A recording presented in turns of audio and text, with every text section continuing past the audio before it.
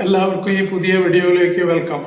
ഈ വീഡിയോ തുടങ്ങുന്നതിന് മുമ്പ് ഒരു കാര്യം, നിങ്ങൾ എൻ്റെ ചാനൽ സബ്സ്ക്രൈബ് ചെയ്തിട്ടില്ലെങ്കിൽ പ്ലീസ് സബ്സ്ക്രൈബ് ചെയ്യുക.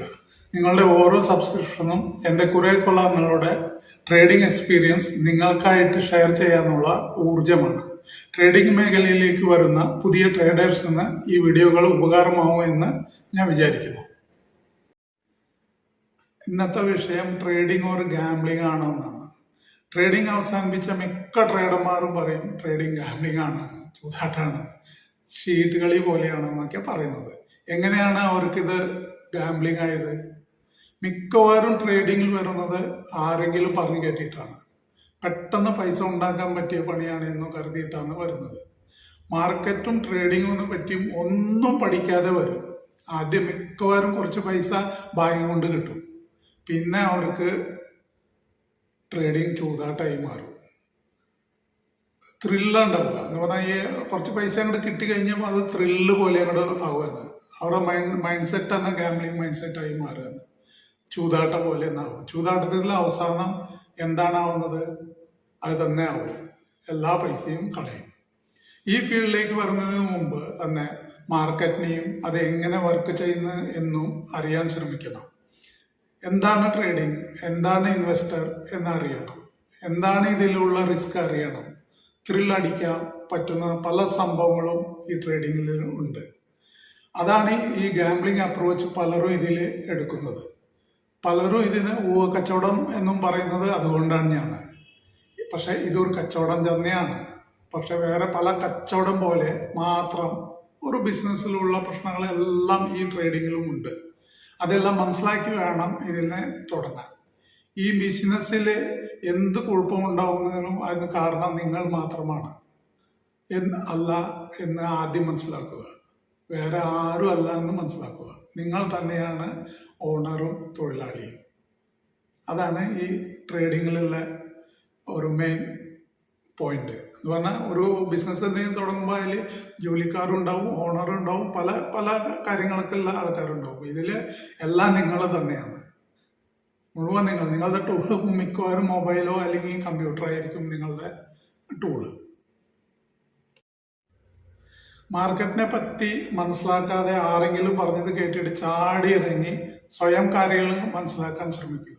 ട്രേഡിംഗ് പറ്റി മനസ്സിലാക്കി ഇറങ്ങുന്നവർക്ക് ഇതൊരു ബിസിനസ്സാണ്, അല്ലാത്തവർക്ക് ഇതൊരു ചൂതാട്ടം ആയിത്തീരും. ഉള്ള പൈസയും കളഞ്ഞിട്ട് മാർക്കറ്റിംഗ് കുറ്റം പറഞ്ഞ് നടക്കും. ആദ്യം ഇതിനെ ഒന്ന് ഇൻവെസ്റ്റ്മെന്റ് ആയിട്ട് സ്റ്റാർട്ട് ചെയ്യുക. പതുക്കെ ട്രേഡിങ്ങിനെ മനസ്സിലാക്കി വളരെ ചെറിയ ക്യാപിറ്റൽ കൊണ്ട് സ്റ്റാർട്ട് ചെയ്യുക.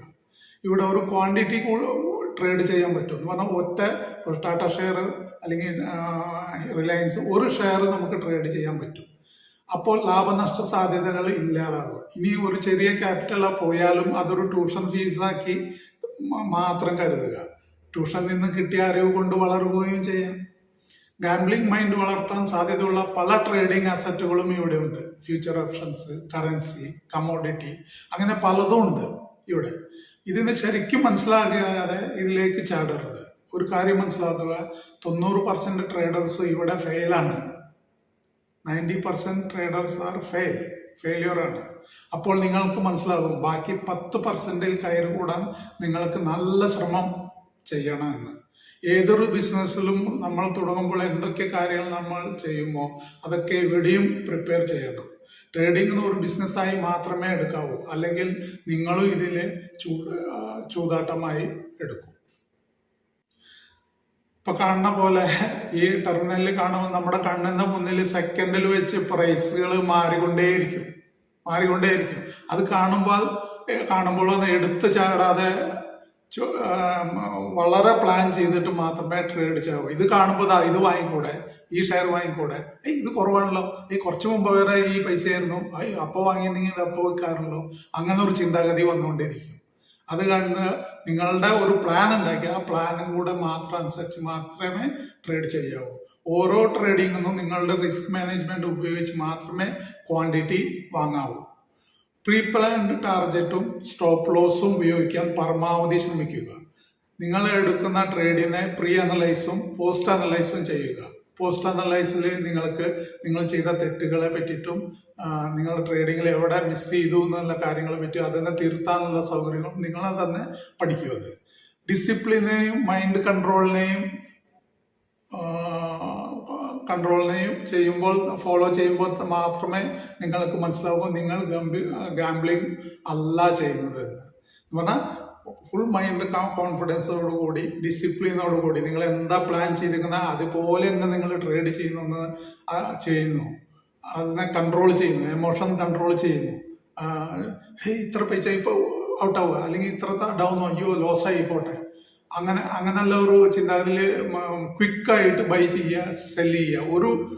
ഒരു ഐഡിയയും ഇല്ല, വെറുതെ റാൻഡമായിട്ട് അത് അവിടെ വാങ്ങി അല്ലെങ്കിൽ ആ ഷെയർ വാങ്ങി ഈ ഷെയർ വിറ്റു, ആരോ പറഞ്ഞു, ആ ടി വിയിൽ അതാ പറയുന്നു അത് വാങ്ങിക്കോളാം, ഇതാ വാങ്ങി ഇതാ വിറ്റു, അങ്ങനെ ഉണ്ടാവാണ്ടിരിക്കുക. അപ്പോൾ നിങ്ങൾക്ക് മനസ്സിലാകും.